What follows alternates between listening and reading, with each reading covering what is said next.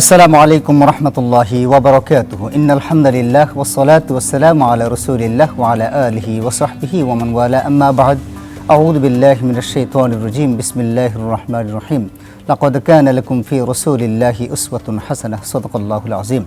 প্রিয় দর্শক, এই মুহূর্তে টিভি সেটের সামনে দেশে কিংবা দেশের বাইরে যে যেখান থেকে যে মাধ্যমে আপনাদের সকলের প্রিয় চ্যানেল স্টার নিউজের সরাসরি সম্প্রচারিত অনুষ্ঠান সিটি ইসলামিক যা জানা প্রয়োজন অনুষ্ঠানটি দেখছেন, আপনাদের সকলকে স্বাগত জানাই। আমি ডক্টর কুতুবউদ্দিন বখতিয়ার। প্রিয় দর্শক, প্রতিদিন রমাদান মাস জুড়ে বিকাল 5টা থেকে 6টা আপনাদের সম্মুখে হাজির হয়ে যাব আপনাদের পাঠানো প্রশ্নের জবাব নিয়ে। আর এই জবাব দেওয়ার জন্য আমরা স্টুডিওতে একজন মেহমানকে আমন্ত্রণ জানিয়ে থাকি। আজকে আমাদের মাঝে উপস্থিত আছেন দেশ বরণ আলেমে দ্বীন, বিশিষ্ট ইসলামী চিন্তাবিদ, লেখক, গবেষক ও কলামিস্ট, প্রিয় মানুষ, প্রিয় মুখ, প্রফেসর ডক্টর মোহাম্মদ মনজুর ইলাহি। আসসালামু আলাইকুম রহমতুল্লাহ। ওয়ালাইকুম আসসালাম রহমতুল্লাহ বরকাতুহু। শেখ ভালো আছেন? আলহামদুলিল্লাহ, আপনি কেমন আছেন? আলহামদুলিল্লাহ আলা কুল্লি হাল। প্রিয় দর্শক, আমরা প্রতিদিন একটি নির্ধারিত বিষয় নির্ধারণ করে থাকি। আজকে আমাদের আলোচনার বিষয় হলো রমাদান মাসের মর্যাদা। এই মাসে এত মর্যাদা কেন, এই মাসে কি ফজিলত রয়েছে, ইত্যাদি ইত্যাদি বিষয়ে আজকে আমরা আলোচনা করব। আর আমাদের সাথে যুক্ত হওয়ার জন্য আপনারা ফোন করতে পারেন 096060909009 এই নাম্বারে। প্রিয় দর্শক, আশা করছি আপনাদের কাছ থেকে বিষয় সংশ্লিষ্ট তথা জীবন ঘনিষ্ঠ প্রশ্ন ইনশাআল্লাহ আমরা করব এবং কোরআন এবং সুন্নাহর আলোকে আমরা এই প্রশ্নের জবাবগুলো জেনে যাব ইনশাআল্লাহ। প্রিয় দর্শক, চলুন আমরা আমাদের অনুষ্ঠানের মূল পর্বে প্রবেশ করি আর আপনাদের প্রশ্নের অপেক্ষা ইনশাআল্লাহ আমরা রইলাম। শেখ, আজকে আমাদের দ্বিতীয় রমাদান, আমাদেরকে কিছু ভাই প্রশ্ন করে রেখেছেন, সেখান থেকে আপনার কাছে আমরা প্রথমে যে প্রশ্নটা করতে চাই সেটি হলো যে রমাদান মাসের এত মর্যাদা কেন, যদি একটু বলতেন। আলহামদুলিল্লাহ ওয়াসসালাতু ওয়াসসালামু আলা রাসূলিল্লাহ ওয়া আলা আলিহি ওয়া আসহাবিহি ওয়া ওয়ালা।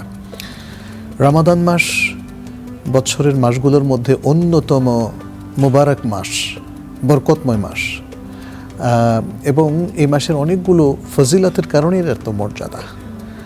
আল্লাহ সুবহানাহু ওয়া তাআলা এই মাসে একটা বিশেষ আমল দিয়েছেন, যেটা হলো সিয়াম ও রমাদান অথবা সওম রমাদান, যেটা যে আমলটাকে আল্লাহ সুবহানাহু ওয়া তাআলা তার নিজের জন্য এক্সক্লুসিভ করে নিয়েছেন এবং এই আমলের পুরস্কারটা তিনি নিজ হাতে দেবেন, কারণ এটা স্পেশাল, এটা অন্য সকল ইবাদত থেকে আলাদা। তো কেন রমাদান মাস অন্য সকল ইবাদত থেকে আলাদা, যদি সেটা আমরা একটু বিশ্লেষণ করি তাহলে দেখব এর যে মূল সংজ্ঞা সেখানেই কিন্তু পার্থক্য শুরু। যেমন সিয়াম বলা হয় কোনো কিছু থেকে বিরত থাকাকে। আল্লাহ তাআলা কোরআনে বলেছেন ইন্নী নাযারতু লির-রাহমানিস সাওমা, যেটা মারিয়ামের কথা ছিল যে আমি মানে বিরত থাকার জন্য মানত করেছি, কথা থেকে বিরত থাকা, আমি আর কারোর সাথে আজকে কথা বলবো না। তো সওম মানে ইমসাক, অর্থাৎ সমস্ত ইবাদত হচ্ছে কিছু না কিছু করা, আর সওম হচ্ছে কিছু না করা। আমরা আসতে চাই আপনার কাছে এই কথার পরে একটা ছোট্ট টেলিফোন নিয়ে আসি। আসসালামু আলাইকুম রহমতুল্লাহ, কে বলছেন, কোত্থেকে? আসসালামু আলাইকুম। ওয়ালাইকুম আসসালাম। দর্শক, নাম বলে প্রশ্ন করুন। আমার নাম মোহাম্মদ সাফিউল ইসলাম রাবি। জি, আমি বোমা থেকে বলছিলাম। আমার প্রশ্নটা হচ্ছে রোজা কি কোনো মাকরুহ আছে? রোজা কোনো রোজা কি মাকরুহ থাকলে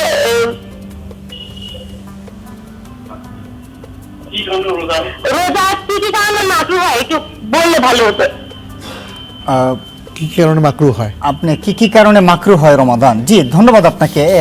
আমাদের ছোট্ট বন্ধু লাবিব, আপনি দেখতে থাকুন স্টার নিউজ। জি, আমরা আমাদের ছোট্ট বন্ধুদের এই প্রশ্নের জবাবটা দিয়ে আমরা পরবর্তী আলোচনায় যাচ্ছি।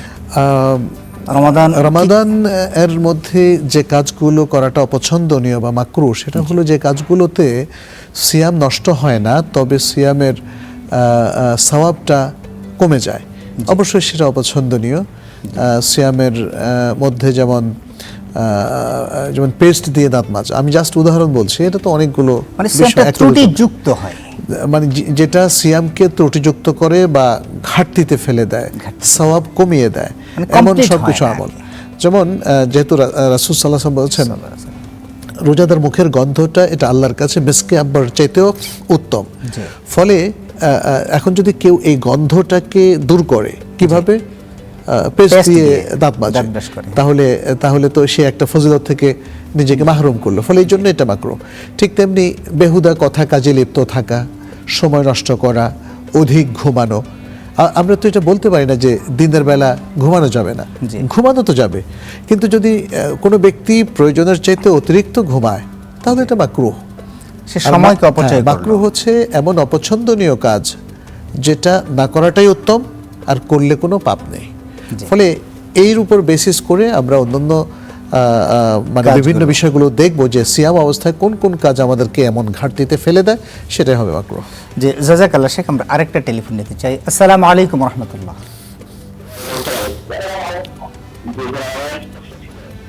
আপনি টেলিভিশনের ভলিউম কমিয়ে আমাদেরকে প্রশ্ন করুন প্লিজ।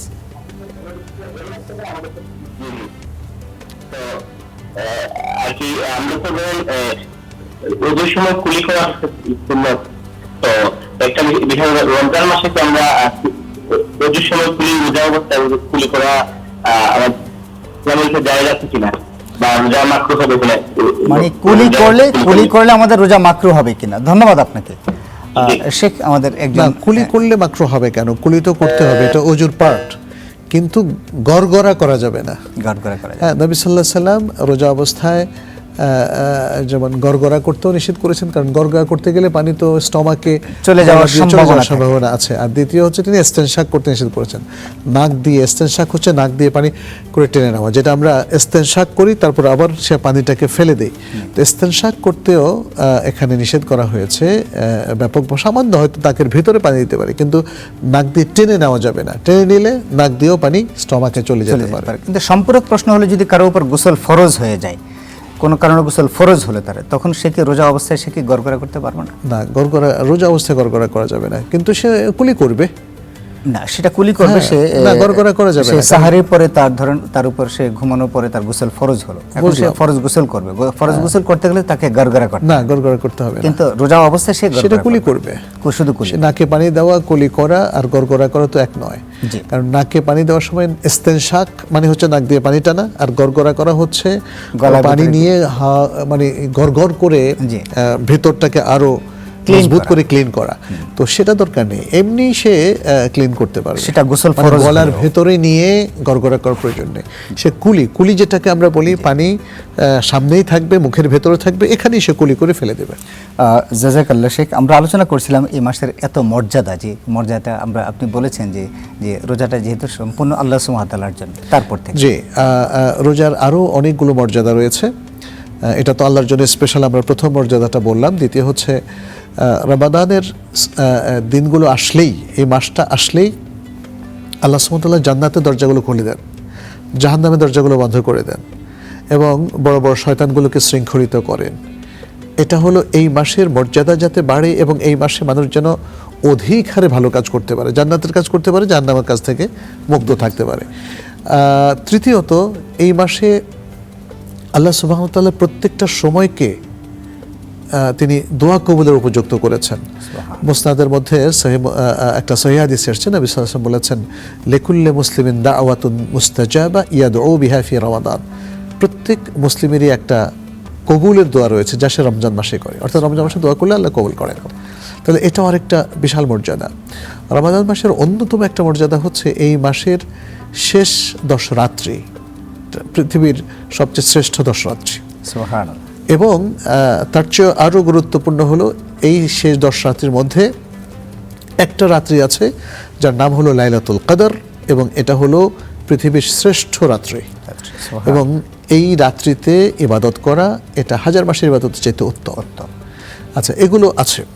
এর বাইরেও রমাদানের ফজিলত বোঝার জন্য আমরা দেখি যে রমাদান মাসে আল্লাহ সুবহানাহু ওয়া তাআলা তাকওয়া অর্জনের সুযোগ করে দিয়েছেন, ঈমানকে পরিপূর্ণ করার সুযোগটা করে দিয়েছেন, ইখলাসটাকে রিপেয়ার করার সুযোগটা করে দিয়েছেন, এবং আখলাকি অথবা চারিত্রিক যত অধঃপতন আছে এগুলো থেকে মুক্ত হয়ে পরিষ্কার পরিচ্ছন্ন বিশুদ্ধ একটা মুসলিম জাতিতে পরিণত হওয়ার বা মুসলিম ব্যক্তিত্বে পরিণত হওয়ার সুযোগ আল্লাহ তাআলা সিয়াম সাধনার মধ্যে রেখে দিয়েছেন।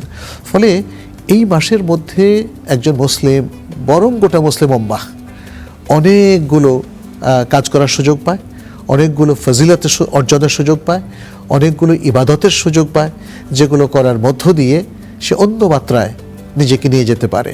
সে যেমন একদিকে ফরজের নানা ধরনের সুযোগ পায়।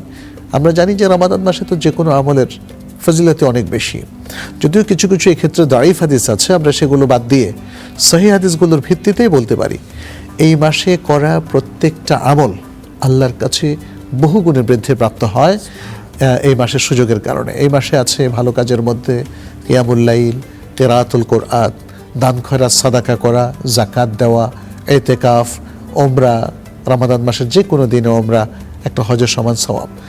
এত সব কাজের একটা সুন্দর সমাহার হচ্ছে রমাদান মাস। ফলে রমাদান মাসের এত গুরুত্ব এবং এত মর্যাদা। ধন্যবাদ আপনাকে শেখ। আমরা আরেকটা প্রশ্ন নিয়ে আসি। আসসালামু আলাইকুম রহমতুল্লাহ, কে আছেন কোত্থেকে?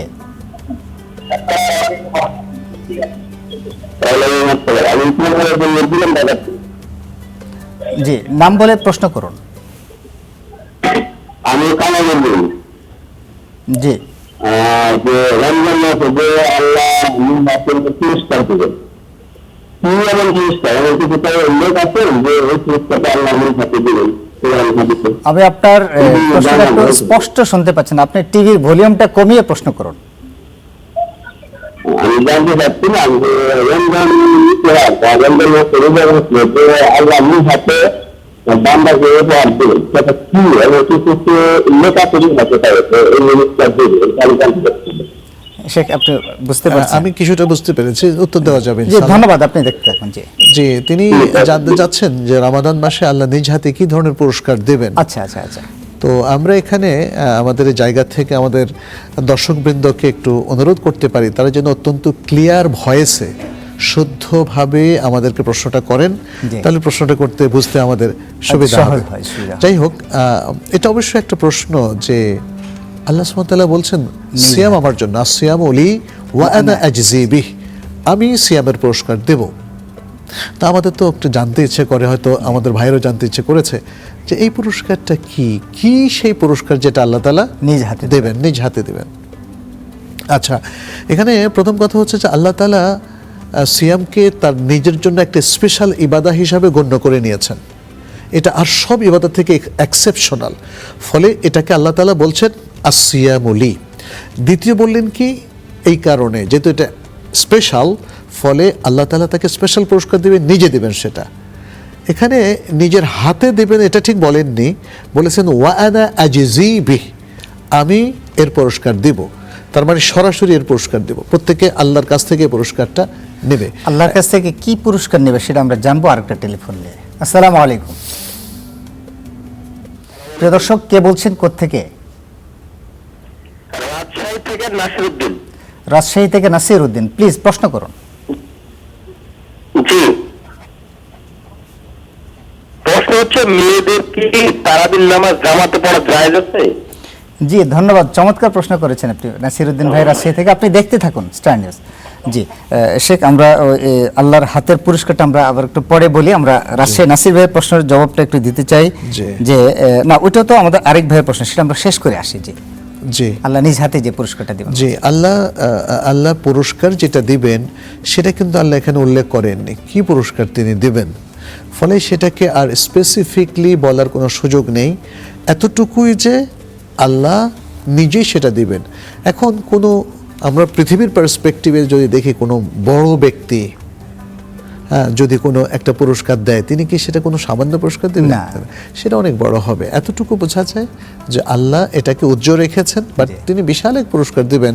এবং তার মধ্যে আরেকটা পুরস্কারও আছে যেটা নবী সাল্লাল্লাহু আলাইহি ওয়াসাল্লাম উল্লেখ করেছেন, সেটা বাবুর রায়্যান দিয়ে ঢুকতে পারা। এটা প্রত্যেক সয়মে পুরস্কার পাবেন।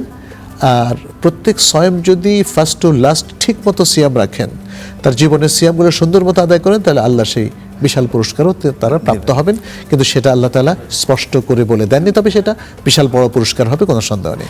জাযাকাল্লাহ শেখ। আমরা আরেকটা টেলিফোন নিতে চাই। আসসালামু আলাইকুম রহমতুল্লাহ। সম্ভবত লাইনটি কেটে গিয়েছে। প্রিয় দর্শক, আপনি আবার চেষ্টা করুন। শেখ, আমরা আমাদের নাসির ভাই রাজশাহী থেকে চমৎকার একটি প্রশ্ন করেছেন। তিনি বলেছেন মহিলাদের তারাবিতে জামাতের সহিত সালাত আদায় করা জরুরি কিনা। জায়েজ আছে কিনা মনে যতটুকু জি, বলেছেন, জি। জরুরি কিনা এটা পুরুষ মহিলা কারোর জন্যই জরুরি নয়, তবে উত্তম। জি। এটা যেহেতু সুন্নাহ, জি। নবী সাল্লাল্লাহু আলাইহি ওয়াসাল্লাম এটাকে ফরজও করেন নাই, ওয়াজিবও করেন নাই, করেন নাই। ফলে এটা সুন্নাহ।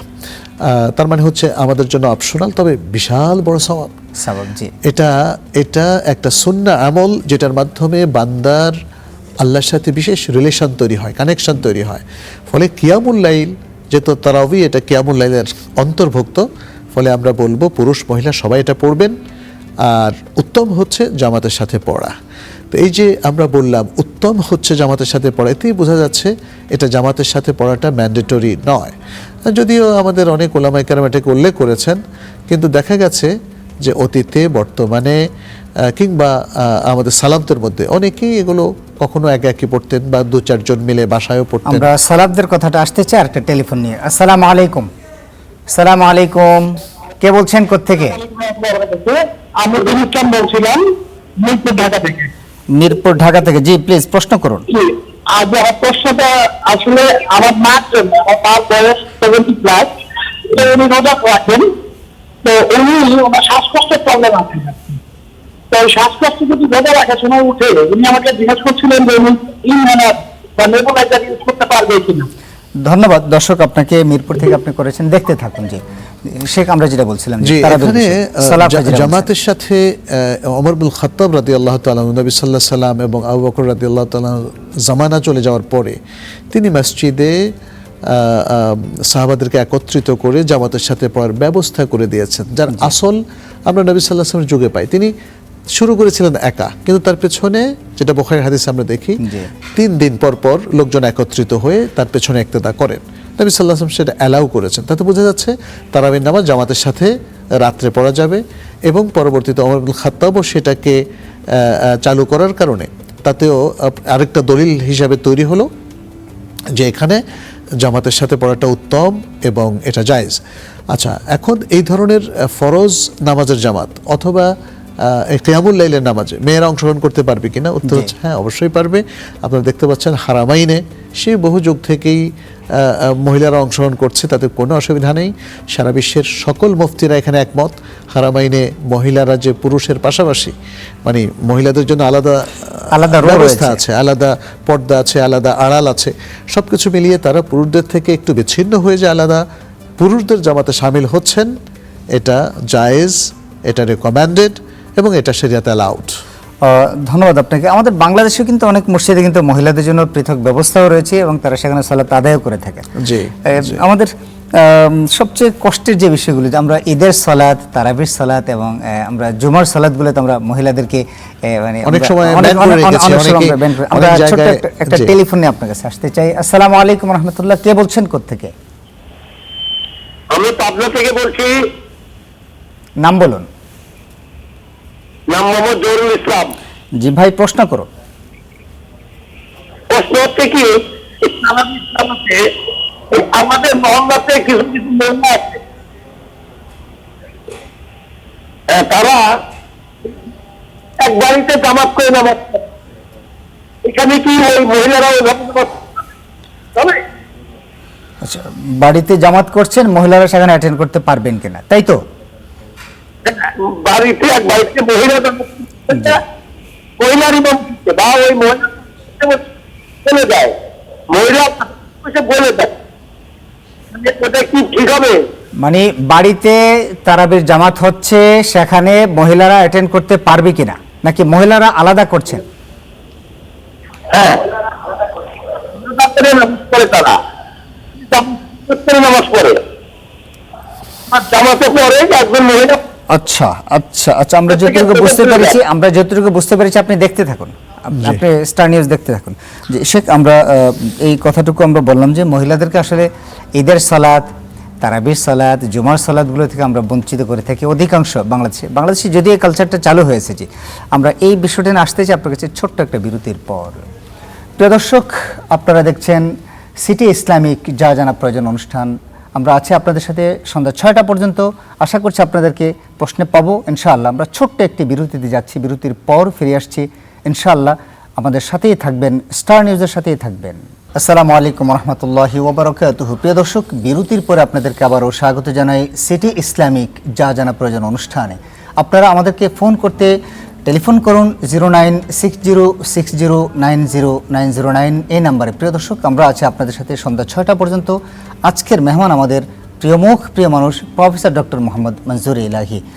স্যার, এবার আপনার কাছে আমরা যে প্রশ্নটা করতে চাই, আমাদেরকে একজন ভাই প্রশ্ন করেছেন যে ওনার মিরপুর থেকে আমাদের একজন ভাই প্রশ্ন করেছেন, ওনার মা 70 বছর বয়স প্লাস, ওনার শ্বাসকষ্ট হয়, উনি ইনহেলার নিতে পারবেন কিনা, উনি প্রশ্ন করেছেন আমাদেরকে। যে ইনহেলার নিতে কোনো সমস্যা নেই বিশুদ্ধ মত অনুযায়ী, যেহেতু ইনহেলার কোনো সাধারণত এর মধ্যে খাদ্য থাকে না, এটা হলো অক্সিজেনের মতোই একটা বিশেষ কিছু হয়তো জিনিস থাকে এখানে, যেটা নেওয়ার মধ্য দিয়ে তিনি তার অক্সিজেন নিতে পারছিলেন না, সেটা তিনি নিতে পারেন। ফলে ইনহেলারের মধ্য দিয়ে, ইনহেলার গ্রহণের মধ্য দিয়ে রোজা ভঙ্গ হয় না। ধন্যবাদ শেখ। আমরা আরেকটা টেলিফোন নিয়ে আসি। আসসালামু আলাইকুম রহমতুল্লাহ। আসসালামু আলাইকুম রাহমাতুল্লাহ। ওয়ালাইকুম আসসালাম। আমি ইয়াহিয়া মুহাম্মদ ধানমন্ডি থেকে বলছি। জি, ছোট বোন রোজা কখন ফরজ হয়? ছোটদের রোজা কখন ফরজ হয়? ধন্যবাদ আপনাকে, আপনি দেখতে থাকুন স্টার নিউজ। স্যার, তো আমরা তাহলে মিরপুরে আমাদের ভাইকে বলবো যে আপনার আম্মা ইনহেলার নিতে পারবেন। জি, আমাদের শেখ তাই বললেন। স্যার, এবার আমরা যে প্রশ্নটা করতে চাই, পাবনা থেকে আমাদের জহির ভাই প্রশ্ন করেছেন, যতটুকু আমরা শুনেছি যে বাড়িতে একটা জামাত হয়, সেই জামাতে তিনি মহিলারা অ্যাটেন্ড করতে পারবেন কিনা, আমি যতটুকু শুনেছি, অথবা মহিলারা আলাদা জামাত করলে সেখানে মহিলারা ইমামতি করতে পারবেন কিনা, এরকম কিছু একটা শব্দ আমি শুনেছি। জি প্লিজ। এখানে মহিলারা যদি পুরুষদের সাথে জামাতে শামিল হয় জায়েজ আছে, কিন্তু তারা পুরুষদের পেছনে দাঁড়াবে, আর যদি আড়াল থাকে সেটা সবচেয়ে ভালো হয়। তৃতীয়ত, মহিলারা নিজেরা যদি জামাত করে পড়তে চায় সেটা শরীয়তে, সেটাও জায়েজ আছে, তবে মহিলা ইমাম পুরুষদের মতো সামনে দাঁড়াবে না, তিনি প্রথম সফে মহিলাদের মাঝখানে দাঁড়াবেন, এটাই হচ্ছে নিয়ম। জি, জাযাকাল্লাহ শেখ, খুব সুন্দর করবেন। আমাদেরকে ইয়াহিয়া মোহাম্মদ ধানমন্ডি থেকে সম্ভবত বলেছেন যে ছোটদের রোজা কখন থেকে তারা রোজা শুরু করবেন, তারা জানতে চেয়েছেন। ছোটদের সিয়াম তখন থেকে শুরু করবে যখন থেকে তারা সালাত শুরু করে। নবী সাল্লাল্লাহু আলাইহি সাল্লাম বলেছেন ছোটরা 7 বছর বয়স হলে সালাত শুরু করবে, তাদেরকে সালাত পড়ার নির্দেশ দেওয়ার কথা বলেছেন মা বাবাকে। আর যখন 10 বছর হবে তখন তাদেরকে যেন একটু প্রেশার দেওয়া হয়, প্রেশারাইজ করা হয় যে না, সালাত পড়তেই হবে।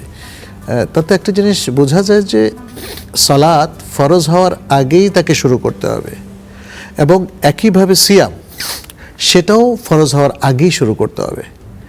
তো ওলামায়ে কেরাম এটাকে বলেছেন, যেহেতু 7 বছর বয়স, এটা হলো, এটাকে সিন্নুত তামিজ বলা হয়, ডিস্টিংগুইশ করার একটা বয়স। এই বয়সে যেহেতু সালাত পড়তে বলা হয়েছে, তাহলে পাশাপাশি সিয়ামও রাখা শুরু করা যায়, কিন্তু সব সিয়াম রাখতে হবে। প্রশ্নটা আসবো আমরা ইনশাআল্লাহ। 7 বছর বয়সের রোজা। আমরা একটা টেলিফোন নিয়ে আসি। আসসালামু আলাইকুম রাহমাতুল্লাহ। ওয়ালাইকুম আসসালাম ওয়া রাহমাতুল্লাহ। পরিচয় দিয়ে প্রশ্ন করুন। জি, আমি ঢাকা থেকে বলছিলাম, মনিরুল ইসলাম। জি, প্রশ্ন করুন। আমি হযরতের কাছে জানতে চেয়েছিলাম যে ব্যাংকের থেকে লোন তুলে নিয়ে ব্যবসা করা যাবে কিনা, জায়েজ আছে কিনা। জি ভাই, ধন্যবাদ আপনাকে। স্যার, আমরা ইয়াহিয়া মোহাম্মদের প্রশ্নের জবাবটা দিই। জি, 7 বছর বয়সে সিয়াম শুরু করা যায়, এটা শিশু বয়স, কোনো সন্দেহ নেই। আমরা আর রুবাইয়া বিনতুল মুআওয়াদ রাদিয়াল্লাহু তাআলা আনহা, ওনার বর্ণিত হাদিসে দেখি যে আশুরার সিয়াম সাহাবায়ে কেরাম তাদের বাচ্চাদেরকেও রাখাতেন, এমনকি বাচ্চারা যখন খিদায় কাঁদতো তাদেরকে সিয়ামটা কমপ্লিট করার জন্য হাতে খেলনা ধরিয়ে দিতেন, তারা ভুলে যেত সিয়ামের কথা, ক্ষুধার কথা, তারপরে ইফতারের সময় সবাই মিলে ইফতার করতেন। তো এই সিস্টেমটা আমাদের সিয়ামের ক্ষেত্রে আমাদের শিশুদের প্র্যাকটিস করানো যায়।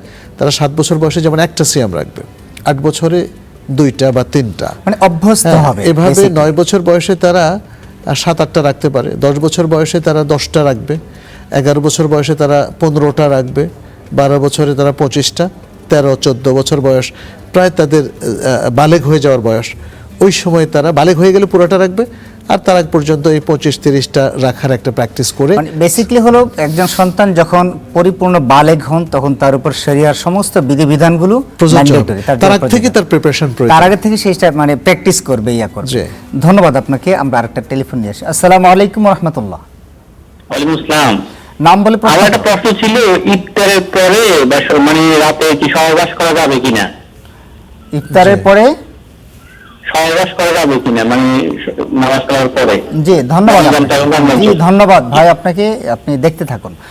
শেখ, এবার আপনার কাছে যে প্রশ্ন আমরা করতে চাই, আমাদেরকে ঢাকা থেকে কামরুল ভাই প্রশ্ন করেছেন যে উনি সুদভিত্তিক ব্যাংক থেকে লোন নিয়ে ব্যবসা, সুদভিত্তিক বলে না, ব্যাংক থেকে লোন নিয়ে উনি ব্যবসা করতে চান। উনি সুদ কিংবা কনভেনশনাল এগুলো কিছুই বলেন না। জি, সাধারণত কনভেনশনাল সুদী ব্যাংকগুলোই লোনটা দেয়। জি। ইসলাম ব্যাংক লোন দেয় না। জি ইসলাম ব্যাংক ইনভেস্টমেন্ট বা বিনিয়োগ দেয়। জি। ফলে আমরা এটাতে বুঝতেই পারছি উনি কনভেনশনাল সুদী ব্যাংক থেকে লোনের কথাই বলেছেন। সুদের ভিত্তিতে কোনো লেনদেন শরীয়তে জায়েজ নেই। জি। সুদ দেওয়া যাবে না, সুদ নেওয়া নেওয়াও যাবে না। এটা একদম সেটেলড একটা ইস্যু, যেটি আল কোরআনে আল্লাহ সুবহানাহু ওয়া তাআলা চারটা জায়গায় উল্লেখ করে দিয়েছেন এবং সূরা আল বাকারার 275 নম্বর থেকে 279 নম্বর আয়াত পর্যন্ত সুদের বিষয়টা যে হারাম এবং এটা যে আল্লাহ এবং রাসূলের পক্ষ থেকে যুদ্ধ ঘোষণা এবং এটা যে অন্যায়, এটা যে হারাম, সেটা বলে দিয়েছেন। ওয়া হাররামার রিবা। আর লোনের পরিবর্তে তিনি অন্য কোনো পন্থা অবলম্বন করতে পারেন। লোন যদি নিতেই হয় তাহলে এমন জায়গা থেকে লোন নেবেন যেখানে সুদে লেনদেন হচ্ছে না। নবী সাল্লাল্লাহু আলাইহি সাল্লাম সুদের ব্যাপারটা হারাম করে দিয়েছেন এবং জাবের ইবনে আব্দুল্লাহ রাদিয়াল্লাহু তাআলা বলেছেন, সুদ যারা দেয় নেয় এবং সুদের সাক্ষী হয়, সুদ লেখে, এরা সবাই সমান পাপী নবী সাল্লাল্লাহু আলাইহি সাল্লামের বক্তব্য অনুযায়ী, এবং নবী সাল্লাল্লাহু আলাইহি সাল্লাম তাদেরকে লানত করেছেন। ফলে আমরা বলবো সর্বতোভাবে সুদ থেকে আমাদেরকে দূরে থাকতে হবে। জাযাকাল্লাহ শেখ আপনাকে। আমরা একজন ভাই প্রশ্ন করেছেন, ইফতারের পর সাহাবীর পূর্বে তিনি স্ত্রীর সাথে একান্ত একাকিত্বে মিলতে চান। জি, প্রথমত আমরা বলবো যে স্বামী স্ত্রীর একান্ত বিষয়গুলো নিয়ে আমরা পাবলিক কোশ্চেন না করাই ভালো। যেহেতু আমাদের স্কলাররা অ্যাভেলেবল, আমরা যৌনতা সম্পর্কিত কিংবা এই ধরনের যে প্রশ্নগুলি তিনি করেছেন এগুলো 1-to-1 প্রশ্ন করে জেনে নেওয়াটা ভালো। তারপরেও আমরা বলবো এখানে আসলে শরঈ বিধানের ক্ষেত্রে লজ্জার কিছু নেই, যদিও আমরা দেখি যে শরিয়া এই বিষয়গুলো খুবই শালীন ভাষায় প্রকাশ করেছেন। সূরা আল বাকারার 187 নম্বর আয়াতে আল্লাহ তাআলা কিন্তু বলে দিয়েছেন, যেটা শুরুর দিকে একসময় নিষিদ্ধ ছিল, এখানে আল্লাহ তাআলা বলছেন ফালআনা বাশিরুহুন্না, তোমরা এখন একান্ত নির্জনে তোমরা মিলিত হতে পারো। তো সুতরাং এই পারমিশনটা আল কোরআন দিয়েছে এবং এটা এখনো আছে। রাত্রে এই নিষেধাজ্ঞাটা নেই, যেই নিষেধাজ্ঞাটা আছে দিনের বেলায় একে অপরের কাছে আসা, মানে ইফতারের পরবর্তী থেকে সাহারি পর্যন্ত তিনি চাইলে মানে সেটা সাহির আগ পর্যন্ত একান্তে পেতে পারেন। জি জাযাকাল্লাহ শেখ। আমরা একটা টেলিফোন নিই। আসসালামু আলাইকুম ওয়া রাহমাতুল্লাহ। আসসালামু আলাইকুম, কে বলছেন কোত্থেকে? ওয়ালাইকুম আসসালাম, জাহিদ বলছি সবাইকে। জাহিদ ভাই প্রশ্ন করুন। আসল স্বামী কি বিষ হলো, স্বামী বিষয়ে খাওয়া যায় একদম যাবে না।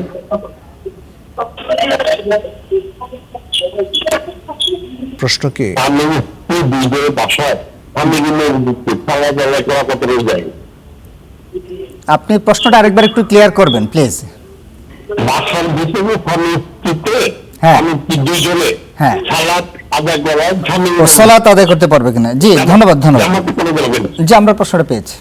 যে শেখ, আমরা তো এই জাহিদ ভাইয়ের প্রশ্নটার জবাব দিই তার আগে একজন ভাই আমাকে প্রশ্ন করে রেখেছিলেন, আমাদের আল আমিন ভাই, ধূমপান করে ইমামতি করতে পারবেন কিনা? না, মানে একজন ইমামের জন্য ধূমপান করা সঙ্গত নয়, অতএব আমরা কখনোই সেই ইমামকে নিয়োগ দিব না যিনি ধূমপান করেন। জি। ধূমপান কমপ্লিট হারাম একটা কাজ। জি। এটাকে অনেকে মাকরুহ বলেছেন, না, না, এটা বিশুদ্ধ হারাম, মত হচ্ছে সুস্পষ্ট এটা হারাম। সুস্পষ্ট হারাম। যিনি তামাক সেবন করেন, তামাক মানে দিয়ে তৈরি করা মানে নিকোটিন বিড়ি জাতীয়। কিংবা সিগারেট পান করেন, এটা অবশ্যই একটা বড় ধরনের পাপের কাজ এবং এটা বড় কবিরা গুনাহের কাজ। কবিরা গুনাহে লিপ্ত ব্যক্তিকে ইমাম হিসাবে নিয়োগ দেওয়াটা সঙ্গত নয়। সম্পূরক প্রশ্ন হলো, যারা জর্দা খান, জর্দাটাও তো তামাক থেকে উৎপত্তি, জর্দা খাওয়া হারাম। জর্দা খাওয়া হারাম, তার মানে যারা জট দেখায় তাদেরকেও ইমামতিতে দেওয়া যাবে না, যেমনিভাবে ধূমপানকারীদেরকেও ইমামতিতে দেওয়া জি। যাবে না। এখানে আমাদের দেশের কোন স্কুল অফ থট তারা বলছে যে জর্দা খাওয়াটা মাকরুহ কিংবা সিগারেট পান করাটা মাকরুহ, সেজন্য তারা জিনিসটাকে হালকাভাবে দেখছে। বাট আমরা এই জায়গা থেকে বলবো এটাকে হালকাভাবে দেখার কোনো সুযোগ লা নেই। তুলকু আইদিকুম ইলা তাহলুকা কোরআন মাজিদে আসছে, যে আমরা আসতে চাই এই বিষয়টা নিয়ে একটু আলোচনা করতে চাই। ছোট্ট একটা টেলিফোন নিয়ে আসে। আসসালামু আলাইকুম, পরিচয় দিয়ে প্রশ্ন করুন। যে আমার প্রশ্ন হচ্ছে যে রোজার যে অ্যারাবিক নিয়ত, সেই নিয়তটা কি প্রতিদিন করতে হবে কিনা? এবারে রোজার নিয়ত। জি, ধন্যবাদ আপনাকে। জি। শেখ, আমরা এবারে যেটা বলছিলাম যে জর্দা এবং তামাকের মধ্যে আমরা গুলিয়ে ফেলি, কারণ সিগারেটের গায়ে লেখা আছে ধূমপান মৃত্যু ঘটায়। যখন ধূমপান মৃত্যু ঘটায় লেখাটা আছে, তখন থেকে কিন্তু লাতুল কো আইদি কোলা তাহলুকা একটা সাবেত হয়ে যাবে। আর জর্দার বিষয়টা আসলে আমরা আমাদের বেশ কিছু ওলামায়ে কেরাম কেন সেই বিষয়ে কথাবার্তা বলেন যে জর্দার গে তামাক এক জিনিস না, কিন্তু দুটাই কিন্তু তামাক। জি।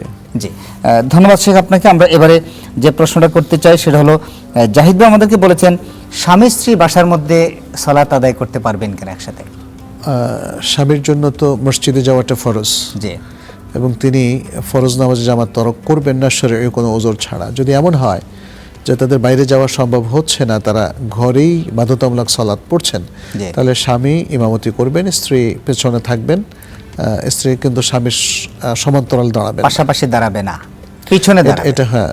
আর যদি নফল সালাত তারা দুজনে মিলে পড়তে চায় তাতে জায়েজ আছে, তাতে কোনো সমস্যা নেই। তারা যদি কিয়ামুল লাইল স্বামী স্ত্রী একসাথে পড়তে চায়, এটা জায়েজ আছে। জাযাকাল্লাহ শেখ। আমার এবারে আরেকজন ভাই প্রশ্ন করেছেন, রোজার নিয়ত কি প্রতিদিন করা লাগবে না একদিন করলেই হবে? রোজার প্রাথমিক নিয়ত তিনি তো শুরুতে করলেনই যে তিনি পুরো রমাদান ভর সিয়াম রাখবেন, কিন্তু তার মনের যে ইন্টেনশনটা, এইটা তাকে প্রতি রাত্রে রিনিউ করতে হবে। অর্থাৎ তার এই যে জানা আছে আগামীকাল তিনি সিয়াম রাখছেন, তার জন্য তার যে প্রস্তুতি এবং সাহারি খাওয়া, এতে নিয়ত হয়ে যাচ্ছে। অ্যারাবিক কোনো নিয়তের উচ্চারণ দরকার নেই। নাওয়াই তুয়ান আসুমা গাদান, আমি আগামীকাল সাওম রাখার ইচ্ছা পোষণ করলাম বা নিয়ত করলাম, এই কাজগুলো আসলে শরিয়া সম্মত নয়। বরং আমাদের ওলামায়ে কেরাম বলেছেন এই অতিরিক্ত কাজগুলো আমাদের অ্যাভয়েড করতে হবে, কারণ এটা বেদাতের অন্তর্ভুক্ত হবে। ফলে নিয়তটা করতে হবে অন্তরে, মনে মনে ইন্টেনশন, এই ইন্টেন্ডিং সিয়াম ফর টুমরো, এটাই হচ্ছে আসলে মূল নিয়ত। ধন্যবাদ আপনাকে। আমরা আরেকটা টেলিফোন নেই। আসসালামু আলাইকুম রহমতুল্লাহ, কে আছেন কোত্থেকে? প্রশ্নটা হচ্ছে আপনার বুঝছেন কোন অবস্থায় থাকে? হ্যালো, আমরা আপনার প্রশ্নটা স্পষ্ট বুঝতে পারছেন, আপনি টিভির ভলিউম কমিয়ে প্রশ্ন করুন। কোন ইমাম যদি এই অবস্থায় থাকে, ওনার পিছনে নামাজ পড়লে কি নামাজ হবে? আমরা প্রশ্নটা বুঝতে পারছি না। প্রিয় দর্শক, আপনি কেটে আবার শুরু করুন। জি প্লিজ, ধন্যবাদ। আপনি দেখতে থাকুন। শেখ, আপনি কি বুঝতে পেরেছেন ওনার প্রশ্নটা? আমি বুঝতে পারি ওনার প্রশ্নগুলো কেন যেন বোঝা যাচ্ছে একটু না, অস্পষ্ট থেকে যাচ্ছে। যে ওই নেটওয়ার্কের কারণে অনেক সময় হতে পারে। শেখ, আপনার কাছে এবার আমরা যে কথাটা বলতে চাই যে নিয়তের বিষয়ে, প্রতিটা ইবাদতের তো নিয়ত তো ম্যান্ডেটরি, কিন্তু নিয়তটা সেটা কি নিয়ত বলতে হয় না করতে হয়? নিয়ত ম্যান্ডেটরি, এর দলিল তো অনেক আছে। ওয়ামা উমিরু ইল্লা লিয়াবুদুল্লাহ মুখলিসিনা লাহুদ্দিন হুনাফা, এটা সূরা আল বাইয়ানার একটা আয়াত। এখানে ইবাদত পালনের জন্য নিয়তকে শর্ত করা হয়েছে। আমরা নিয়তের শর্তরে আসতে চাই। একটা টেলিফোন নিয়ে আসি। আসসালামু আলাইকুম রহমতুল্লাহ। আসসালামু আলাইকুম, পরিচয় দিয়ে প্রশ্ন করুন। আসসালামু আলাইকুম, ওয়ালাইকুম আসসালাম। আমি নুসরাত জাহান বলছি ঝালকাঠি থেকে। ঝালকাঠি থেকে, জি। আমার প্রশ্নটা হচ্ছে পিরিয়ডের পরে পিরিয়ডের কতদিন পর থেকে রোজা রাখা বাধ্যতামূলক? জি, ধন্যবাদ বোন, আপনি দেখতে থাকুন, আমরা আপনার প্রশ্নের জবাব দেব ইনশাআল্লাহ। শেখ, আমরা নিয়তের শর্ত, এর যে হাদিস থেকে যে দলিল সেটা হলো ইন্নামাল আমালু বিন্নিয়াত। আমলের শুদ্ধাশুদ্ধি নিয়তের উপর নির্ভর করে। যদিও কেউ কেউ মনে করেন যে এর অর্থ হচ্ছে আমলের পরিপূর্ণতা, কিন্তু আসলে নিয়ত ছাড়া কোনো আমল ইবাদত হিসাবে গণ্য হয় না। এতেই বোঝা যাচ্ছে যে যে কোনো ইবাদতের জন্য নিয়তটা শর্ত, কিন্তু সেই নিয়তটা মুখে উচ্চারণের কোনো প্রয়োজন নেই। নবী সাল্লাল্লাহু আলাইহি সাল্লাম কখনো এটা মুখে উচ্চারণ করতে বলেননি, সাহাবায়ে কেরামও করেননি, আমাদের ইমামরাও বলেননি। বরং নিয়তটা হচ্ছে ইমবাআতুল কলব, অন্তরের সংকল্প, অন্তরের ইচ্ছা পোষণ করা, ব্যাস, তাহলে নিয়তটা কমপ্লিট হয়ে গেল। জাযাকাল্লাহ শেখ, আমরা বিরতিতে যেতে চাই, তার পূর্বে যে প্রশ্নের জবাবটা দিয়ে দিতে চাই। আমাদের একজন বোন প্রশ্ন করেছেন, পিরিয়ডের কতদিন পর তিনি রোজা রাখতে পারবেন? পিরিয়ডের যেমন ধরেন, যদি আজকে রাত্রে তিনি পিরিয়ড থেকে মুক্ত হয়ে যান, পবিত্র হয়ে যান, তাহলে কালকে থেকেই। আর যদি তিনি আজকের সিয়ামের দিনের বেলায় পিরিয়ডে ছিলেন কিন্তু শেষ ভাগে এসে পবিত্র হয়ে গেলেন, গোসল করলেন, তাহলে দিনের পরবর্তী সময়টুকু তিনি উপবাস ব্রত পালন করবেন, কিন্তু তার এই সিয়ামটা কাজা করতে হবে। আর নেক্সট ডে থেকে ফ্রেশ, যখন তিনি তোহর অবস্থায়, পবিত্র অবস্থায় আছেন, সেই পরবর্তী দিন থেকে তিনি সিয়ামটা রাখা শুরু করবেন, সেটা বাধ্যতামূলক। মাশাআল্লাহ, জাযাকাল্লাহ শেখ। আমরা ছোট্ট একটা বিরতিতে যেতে চাই, বিরতির পর আপনার কাছে ইনশাআল্লাহ আমরা আবার আসবো ইনশাআল্লাহ। প্রিয় দর্শক, আপনারা দেখছেন সিটি ইসলামিক যা জানা প্রয়োজন অনুষ্ঠান। আমরা ছোট্ট একটি বিরতিতে যাচ্ছি, বিরতির পর আশা করছি আপনাদের আরও চমৎকার চমৎকার কিছু প্রশ্ন ইনশাআল্লাহ আপনাদের কাছ থেকে পাবো, এবং এই প্রশ্নের জবাবগুলো আমরা কোরআন এবং সুন্নাহর আলোকে এই অনুষ্ঠান থেকে আপনাদেরকে দেবো ইনশাআল্লাহ। থাকুন স্টার নিউজের সাথেই।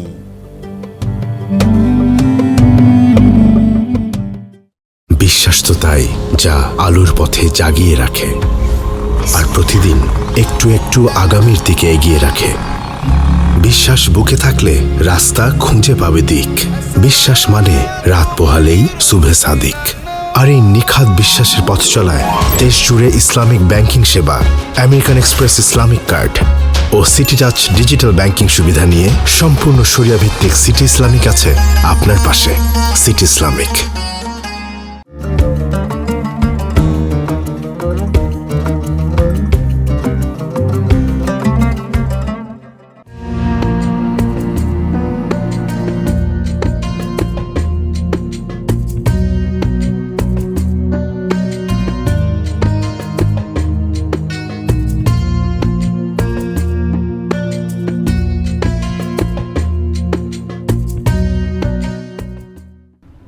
তোমার থেকে এই ওয়ালটনই ভালো, 75% পর্যন্ত বিদ্যুৎ সেভ করে। ওয়ালটন তোমার থেকেও ভালো, কোনো নয়েজ করে না। ওয়ালটন সাইড বাই সাইড ফ্রিজে আছে নেক্সট লেভেলের এমএসও প্লাস ইনভার্টার কম্প্রেসর, যা আবহাওয়া বুঝে নিঃশব্দে কুলিং স্পিড নির্ধারণ করে 75% পর্যন্ত বিদ্যুৎ সাশ্রয় করে।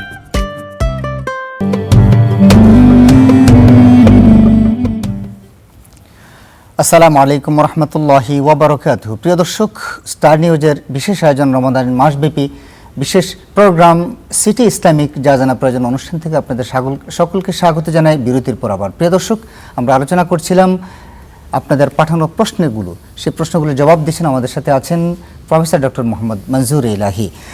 শেখ, আপনার কাছে এবার আমরা একজন ভাই আমাদেরকে প্রশ্ন করেছেন, এই মাসের অতীব গুরুত্বপূর্ণ ইবাদতগুলো আমরা বলেছি, কিন্তু এই মাসের অতীব গুরুত্বপূর্ণ ইবাদতের পাশাপাশি একজন রোজাদার মানে ডিফারেন্ট আর কি কি কাজ করলে আল্লাহর নৈকট্য অর্জন করতে পারবেন? জি, ধন্যবাদ। রমাদানের ভালো কাজের মধ্যে যেগুলো তো আমরা বলেছি, যেগুলোতে তাকে বেশি সময় দিতে হবে, তার মধ্যে কেরাতুল কোরআন, কিয়ামুল লাইল। কিয়ামুল লাইল তো রাত্রে, আর কেরাতুল কোরআন দিনে রাত্রে। কিন্তু এর বাইরেও সে সমাজ কল্যাণমূলক অনেক ভালো কাজ করতে পারে, কারণ সিয়ামের মাধ্যমে, উপবাস ব্রতের ফলে আমরা যে কষ্টটা, মানে উপবাসের কারণে যে কষ্টটা, খাদ্য না পেলে যে কষ্ট মানুষ পায়, সেটা আমরা উপলব্ধি করি। তাহলে আমাদের অবশ্যই সে সমস্ত ভাই বোনদের কথা মনে রাখতে হবে যারা অনাহারে, অর্ধাহারে দিনের পর দিন, বছরের অধিকাংশ দিনগুলো তারা ব্যয় করে। তাদের কাছে একটু যাওয়া, তাদের কাছে ইফতার পৌঁছানো এটা খুব চমৎকার একটা প্রোগ্রাম। এটা আমরা প্যাকেজ ইফতার পৌঁছাতে পারি, আমরা ডেইলি ইফতার দিতে পারি। এর মধ্যে আছে তাফতির সায়েম, একজন রোজাদারকে ইফতার করানো, যেটা নবী সাল্লাল্লাহু আলাইহি ওয়াসাল্লাম বলছেন মান ফাত্তারা সায়েমান বলে তিনি ফজিলতটা বর্ণনা করেছেন, যে ব্যক্তি কোনো রোজাদারকে ইফতার করায়, তাহলে সেই যাকে ইফতার করানো হলো তার যে পরিমাণ সওয়াবে সিয়াম সাধনার মধ্য দিয়ে সে অর্জন করলো, সমপরিমাণ যিনি ইফতার খাওয়ালেন তিনিও পাবেন, তবে রোজাদারের সওয়াব একটু কমবে না। এটা ইমাম তিরমিজি সহ আর অনেকে বর্ণনা করেছেন। তাহলে এই হাদিস দ্বারা বোঝা গেল যে আসলে যারা অভুক্ত আছে, অনাহারে অর্ধাহারে জীবন চলছে যাদের, তাদেরকে খাদ্য পৌঁছানো। এছাড়াও আমরা আরও অনেক ভালো কাজ করতে পারি। সমাজের যারা পথ শিশু আছে, নিরন্ন মানুষ আছে, বস্তিতে বসবাস করছে, স্বল্প আয়ের মানুষ, যারা যারা কষ্টে দ্বিধাধিপাত করছে, তাদেরকে খুঁজে বের করা এবং তাদেরকে তাদের প্রাপ্য জাকাত পৌঁছে দেওয়া, সাদাকা পৌঁছে দেওয়া, তাদের মুখে একটু হাসি ফোটানো, এবং বিশেষ করে সামনে তো ঈদও থাকবে, ঈদের আনন্দেও তারা যাতে আমরা সামিল হতে পারে। আসবো, আরো কিছু কাজ আছে যাদের আমরা করতে পারি। একটা ছোট্ট একটা টেলিফোন নিয়ে আসে। আসসালামু আলাইকুম রহমতুল্লাহ, কে বলছেন কোত্থেকে? সম্ভবত লাইনটি ডিসকানেক্ট হয়েছে। প্রিয় দর্শক, আপনি আবার চেষ্টা করুন। জি শেখ, আমরা যেটা বলছিলাম যে আরো কিছু কাজ করা যায়। আমরা চাইলে তো এই রমাদান মাসে কিছু কোরআন মাজিদ অনুবাদ সহ যে কোরআনগুলো আছে এগুলো আমরা বিতরণ করতে পারি যারা কোরআন মাজিদ পড়ে না। তারপর হলো আমাদের আরও কিছু এমন কিছু কাজ আছে, আমাদের প্রতিবেশীদের হক আদায় আমরা সচেষ্ট হতে পারি। তারপর হলো আপনি যেটা বলেন মুসাফির যারা আছে, অনেক মুসাফিরদেরকে আমরা পাই। জি জি জি, অনেকগুলো কাজই এখানে আছে। তবে আমার মনে হয় নিজেদের আত্মগঠন, আত্মশুদ্ধিটাও খুব জরুরি, যে আমার নিজের কোরআন তেলাওয়াত শুদ্ধ কিনা। জি জি, কোরআন আমি অন্যকে পড়ার জন্য বিতরণ করব, কিন্তু তার আগে আমি কোরআন থেকে বেনিফিটেড হয়েছে কিনা, কোরআনের অর্থটা আমি পড়েছি কিনা, তাই না? এই বিষয়গুলো একটু মাথায় রাখা দরকার। আমরা আসবো আপনার কাছে, আরেকটা টেলিফোন নিয়ে আসি। আসসালামু আলাইকুম রহমতুল্লাহ। আসসালামু আলাইকুম, কে বলছেন কোত্থেকে? ওয়ালাইকুম আসসালাম, আব্দুল মান্নান বলছিলাম ঢাকা থেকে। জি মান্নান ভাই, প্রশ্ন। আমার কথা হলো যে আমি রোজা রাখি, ঠিক আছে, আমি ইনসুলিন নিতে পারবো কিনা, আমার ডায়াবেটিস আছে। আপনার ডায়াবেটিস আছে, আপনি ইনসুলিন নিতে পারবেন কিনা? জি জি জি জি, ধন্যবাদ দর্শক আপনাকে। শেখ, আমরা ভাইয়ের প্রশ্নের জবাব পেতে, মান্নান ভাই বলছেন যে ডায়াবেটিস রোগী উনি ইনসুলিন নিতে পারবেন জি কিনা? জি, ইনসুলিন নিলে সিয়াম ভঙ্গ হয় না।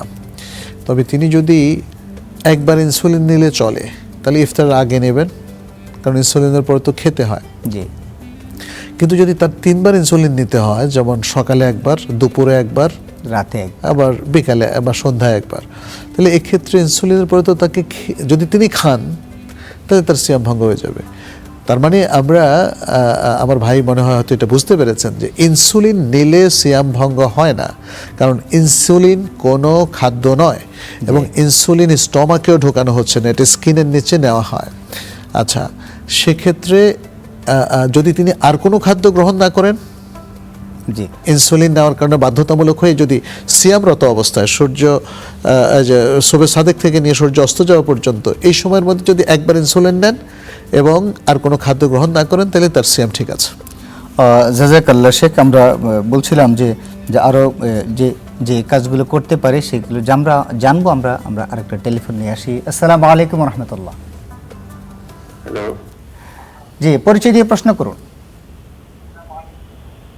জি ওয়ালাইকুম আসসালাম, আমি সাতক্ষীরা থেকে বলছিলাম, আমার নাম সারোয়ার। জি সরোয়ার ভাই, সাতক্ষীরা, প্রশ্ন করুন।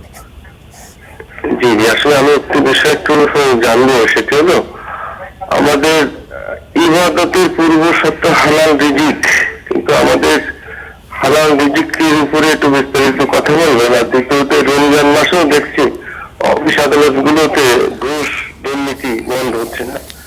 আমাদের সিয়াম সাধনার যে বিষয়টি, আমরা যদি পবিত্র মাসেও ঘুষ বন্ধ না করতে পারি, তাহলে আমাদের কি হবে? ধন্যবাদ ভাই, আপনার প্রশ্ন আমরা পেয়েছি, আপনি দেখতে থাকুন। স্যার, আমরা এবারে যে প্রশ্ন, আমরা সারোয়ার ভাই সাতক্ষীরা থেকে প্রশ্ন করেছেন, রমাদান মাসে হালাল রিজিক, শুধু হালাল রিজিক তো শুধু রমাদান মাসে নয়, হালাল রিজিক সম্পর্কে একটু বলবেন। জি প্লিজ। ধন্যবাদ। এটা আমাদের লাইফ লং প্রোগ্রাম। ইসলাম আমাদের জন্য ফরজ করে দিয়েছে যেন হালালান তাইয়্যিবা আমরা ভক্ষণ করতে পারি, এবং এর বাইরে আমরা ভক্ষণ না করি। যেটা নন হালাল, এমন কোনো জিনিস, এমন কোনো পানীয়, এমন কোনো খাদ্য সেবন করা যাবে না। এর মধ্যে আছে যেমন মৃত প্রাণী, তার জেলেটিন কিংবা শুকরজাত চর্বি বা তার গোশ, অথবা যে সমস্ত প্রাণীগুলো গবাদি পশুর বাইরে আমাদের জন্য হারাম, সেগুলোর গোশ খাওয়া। এর বাইরেও চুরি করা জিনিস, তারপরে সুদের ভিত্তিতে পাওয়া জিনিস, ঘুষ খাওয়া, যেটা তিনিও বলেছেন, এই জিনিসগুলো হারাম। এবং এটা শুধু রমাদান না, রমাদানের বাইরে। তিনি হয়তো এটা বোঝাতে চেয়েছেন যে হালাল রিজিকের উপর গুরুত্বটা যেন আমরা বেশি দেই, আমরা যেন রমাদান মাসে হালাল রিজিকের প্র্যাকটিসটা করে বাকি 11 মাস, বরং বাকি সারা জীবন হালাল রিজিকের মধ্যে থাকারই আমরা যেন একটা অভ্যাস গড়ে তুলতে পারি, একটা কালচার গড়ে তুলতে পারি। কারণ আমাদের কালচারের মধ্যে কিন্তু নৈতিক অধঃপতন ঢুকে গেছে এবং হারামটা একদম ওতপ্রোতভাবে আমাদের জীবনের সাথে মিশে গেছে, ফলে অনেক মানুষ চাইলেও হারাম থেকে বাঁচতে পারছেন না। জাযাকাল্লাহ শেখ, আপনি চমৎকার করে আজকে আমাদের এই লাইভ অনুষ্ঠানে অনেকগুলো প্রশ্নের জবাব দিলেন। আল্লাহ আপনাকে জাযায়ে খায়ের দান করুন। বারাকাল্লাহ ফিকুম। প্রিয় দর্শক, এই ছিল আমাদের আজকের আয়োজন সিটি ইসলামিক যা জানা প্রয়োজন অনুষ্ঠানে। আপনারা যারা প্রশ্ন করেছেন আপনাদেরকে ধন্যবাদ জানাই। আপনাদের এই অনুষ্ঠানটি আমরা সেহরির পূর্বে পুনঃপ্রচার হয়, সেখানেও যদি আপনারা আপনার প্রশ্নের জবাবগুলো জানতে চান সেখানে সেই অনুষ্ঠানটি আপনারা দেখবেন। পাশাপাশি আগামীকাল একই সময় একই চ্যানেলে আমরা হাজির হয়ে যাব প্রশ্নোত্তরমূলক অনুষ্ঠানে। সেই প্রত্যাশা আল্লাহ আমাদের সকলকে ভালো রাখুন, সুস্থ রাখুন, নিরাপদ রাখুন এই প্রত্যাশায়। আসসালামু আলাইকুম ওয়া রাহমাতুল্লাহি ওয়া বারাকাতুহু।